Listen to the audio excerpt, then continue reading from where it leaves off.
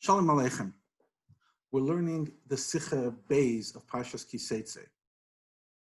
It's a continuation of the Farbrengen that the Rebbe said the previous Sicha Teitzei Aleph, and this one goes at the end of the Parsha.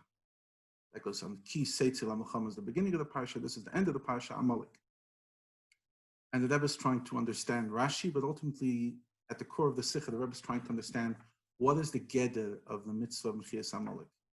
One of the big mitzvahs of Torah we do every year. It's a mitzvah, same d'oraisa, to hear Parsha Zachar. We hear it the week before Purim. What does it mean? At the core of the Sikha, the question is, you told me to forget, so why are you reminding me? What exactly is the Geder of the mitzvah of erasing Amalek? How do I fulfill it? And how do I erase something? What exactly do you want me to do? So it starts off on the Rashi. The Rashi says on the words Timche Zeicher Amalek me Ishvad Isha, men, woman, Eil Yenik, young little children, tiny children, toddlers, and nursing infants, Misharvat Se, oxen and sheep. Shelo Yeshem Amalek Nisker Afil Behema. We don't want Amalek's name to be mentioned on even a behema. Loimar, so that people will say Behema Zu Mishal Amalek, so that this behema is Amalek's. Now, the Rebbe is trying to understand what is Rashi coming to explain. What's Rashi coming to say? If he's coming to explain how to erase Amalek, then he should have come and explained this by Parshas Beshalach, where the actual Amalek happens. That's actually the laning of Purim. The end of Parshas Beshalach is the story. And Hashem over there says, Mochai Emcha, I'll erase Amalek. So why over there is Fleksich Nishkin Kasha? There's no question. And suddenly here, you have a question.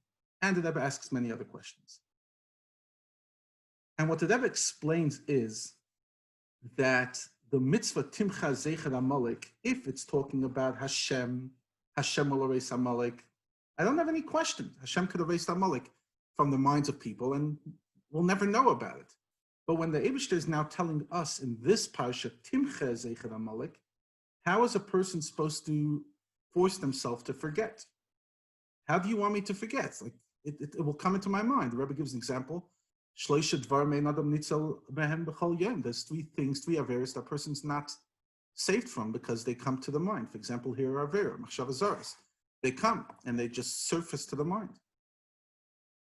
So comes Rashi and explains that Timcha Zeicher Amalek is not a mind thing, but rather it's a object thing.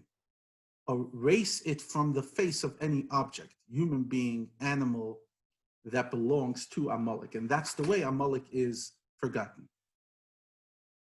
So in other words, you're erasing a visible and tangible memory of Amalek. And the Rebbe explains that this was different, that there's a unique difference of this war of Amalek versus the war of Midian.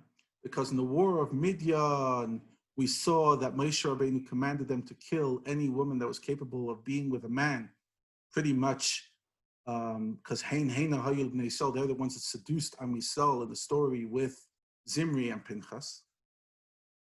So you would think that Zachar Asher Aslecha Amalek did for you a terrible crime, you should also kill them. But you should only kill the men, just like in Midian, you killed the people who caused the problem, which are the men and the women who seduced.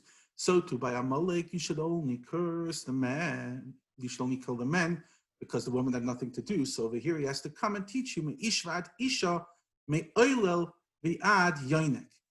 And in other words, to say that it's both men, both women, and both toddlers who had no guilt in the specific crime that happened then. And he adds Misharat Chamar to say specifically animals as well. Again, because what did the animal do wrong? To tell you animal, but he doesn't have to say all the animals that are mentioned in the Pasuk, in Shmuel, that Shaul was told to kill me, Gamalat Chamar, because he just has to give an example, basically kill animals. Kill children, kill animals. Says the Rebbe, but why does Rashi finish off with the words? After he says, Amalek Niskar, Amalek should not be mentioned even on Behema. He says, Loimar, so that people will say So what's he trying to say with those words? You just said that. You're repeating yourself. You said we don't want Amalek's name to be repeated even on Behemoth, so that people will say this Behemoth is Amalek. What are you trying to say? Rebbe explains because it's only on a Behemoth that people will say Mishal Amalek Kaisa. I'll be honest, I'm struggling with this beer of the Rebbe, and I would love if any of the people watching can reach out and offer any insight. Levi Avtzon at gmail.com, LEVI-AVTZON at gmail.com. And I'll tell you why. So the Rebbe's beer is that with animals, you cannot change an animal in a way that's going to be unrecognizable. So automatically people are going to pinpoint and say, this animal was Amalek's. So it's going to be Shmei Shel Amalek Niskar Aleim.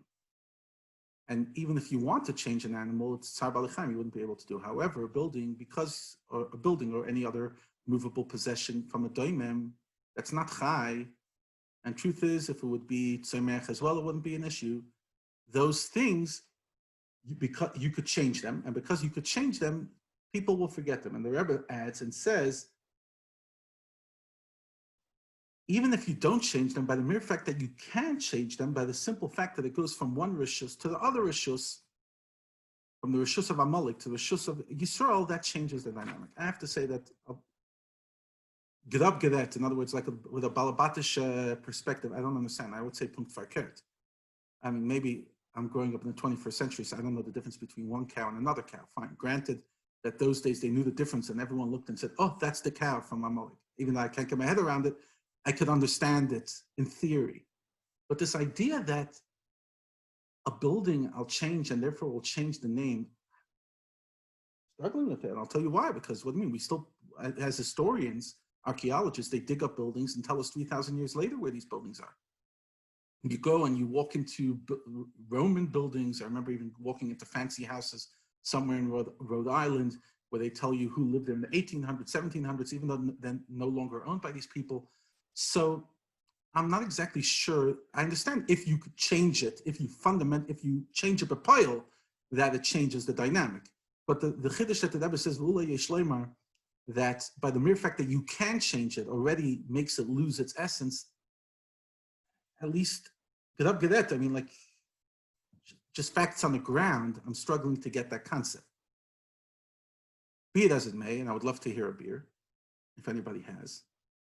The Rebbe explains, based on this, Hine Beis Haman Nasati LaEsther. It's a famous question that is asked from the Mari Perla in Sefer HaMitzvah Rasag. He says, how could Esther take the place of the house of Amalek? And he offers very various answers. The Rebbe brings in the Ha'aris 3 answers that he brought. But the Rebbe says, according to what I just said, there's no Isser. Why? Because it's Beis Haman. It's not the animal of Haman, it's the house of Haman. So the second the house of Haman went into Esther's possessions, it's no longer Haman's. Says the Rebbe in Oisvav. So after this we have the next question, which was the question I started the Sikha with, and that is, how do you erase something if the Torah talks about it? It's like, I'll be honest, if the Torah never told us about Amalek, would you and I know about Amalek? No. So what exactly is this, like erasing Amalek? So the Rebbe says, you have to say, even in Pshutei Shel Mikra, that you cannot, that the Isser is to remember Amalek for the sake of Amalek. In other words, I want to get to know you, Amalek. It's almost like the Isser is digging up the history of Amalek just for the sake of Amalek. But if you're digging up Amalek for erasing it, that's the mitzvah. In other words, I'll tell you Amalek, so now you go smash it. And that's why the Rebbe says that there's a minig. You see, there was a minig that people would write the name of Amalek on stones and trees, and then break it, literally to timche b'maisa b'payil. And the Rebbe says, based on that, it's an interesting question. If somebody steals from a poor person with the intention of giving the poor person double, so in other words, I did something, the means were inappropriate, but the end was appropriate, is that okay? Because I know that the ani won't get money any other way. Or if I buy chametz and Pesach to do the mitzvah of tashbisim, to destroy the chametz. Make avodah zarah so that I could destroy it, etc. And the Rebbe says the income it kind of leaves you hanging. That means The question is, do sometimes the end justify the means? That's really the thing, because based on the fact that you can remember Amalek for the sake of destroying, you somehow see that sometimes the end just does justify the means. I'm telling you about Amalek, which even though that is unnecessary or maybe even problematic, but I'm telling it to you so that you can erase it. In Ois Zayin, the Rebbe finishes off with a Chassidus perspective. The Rebbe explains, we know that Amalek is Asher Karcha B'derech, it's cold, cools us off. So, and what is opposing Amalek? How do you erase Amalek? What's the opposite of apathy? Not passion, which you would think. It's the Aved of Kabbalah So, which is quite interesting, by the way. Like that's the opposite of apathy is not passion. It's doing it with the right intention, doing it with commitment, and that leads to passion. And that says, you could see that in Rashi. Why? Because we know that Amalek and the 7 nations are in the Klippa, right? The 7 nations of Eretz Yisrael and Amalek are in Klippa. And they can affect, in the Nefesh HaBahamis, they could affect the entire Nefesh HaBahamis, both Moichin and Midas, intellectual and emotional. And in Nefesh Alikis, only the Midas. And that's why it says that Ein HaKisei Shalom, Hashem's name is not complete, Ein Hashem Shalom, because the Nefesh Alikis' Midas, which is Vavke, can be affected by Amalek. And we know that the name Ish or Isha, man and woman, but those specific names refer to when we are in Midas, right? Because Adam, the word Adam goes on Moichin, and Ish and Isha go on Midas. And when the Midas are unsophisticated, then they're called Oil Vienik. In other words, they're childish, they're toddler. And in the Nefesh Alikis Shaloi, the Nefesh Alikis of the person, first of all, the Midas are taking over. And the Nefesh Alikis Misharat Set, it's being overcome by Amalek, either by a Shur, which is a strong opposition, or Set, which is a subtle opposition. And therefore, you have to erase all of it. You have to erase the entire Amalek. And because Amalek is Reishis Goyim, and you have to erase the entire fundamental there, and especially because when Mashiach comes, it says that everyone's going to turn to Hashem.